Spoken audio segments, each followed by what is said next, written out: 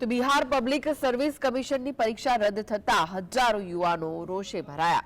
ઉમેદવારોના ઉગ્ર પ્રદર્શનમાં પ્રશાંત કિશોર અને તેમની પાર્ટીના પ્રદેશ અધ્યક્ષ વિરુદ્ધ ગંભીર કલમો હેઠળ કેસ નોંધવામાં આવ્યો હતો। પ્રશાંત કિશોર પર ઉમેદવારોને ઉશ્કેરવાનો અને તેમને રસ્તા પર લાવીને હંગામો મચાવવાનો આરોપ છે। આ કેસમાં પ્રશાંત કિશોર સહિત 21થી વધુ નામ અને 600થી વધુ અજાણ્યા લોકોને આરોપી બનાવવામાં આવ્યા છે।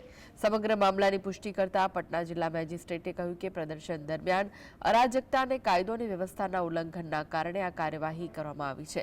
પટનામાં છેલ્લા ઘણા દિવસોથી બીપીએસસી ઉમેદવારો તેમની માંગણીઓ માટે વિરોધ પ્રદર્શન કરી રહ્યા હતા। તેઓ નીતિશ કુમાર સરકાર સાથે મંત્રણા કરવાના ઈરાદાથી ગાંધી મેદાનમાંથી બહાર આવ્યા હતા, પરંતુ વચ્ચે બેરિકેડ લગાવીને તેમને રોકવાનો પ્રયાસ કરવામાં આવ્યો હતો। ઉમેદવારો અટક્યા નહીં અને બેરિકેડ તોડીને આગળ વધતા રહ્યા। આખરે જ્યારે તેઓ જેપી ગુલાંબર પહોંચ્યા ત્યારે પોલીસે તેમના પર વોટર કેનનનો ઉપયોગ કર્યો। આ દરમિયાન પોલીસે તેમના પર લાઠીચાર્જ પણ કર્યો અને ત્યારબાદ તેને જેપી ગુલાંબરથી હટાવી દેવામાં આવ્યો હતો।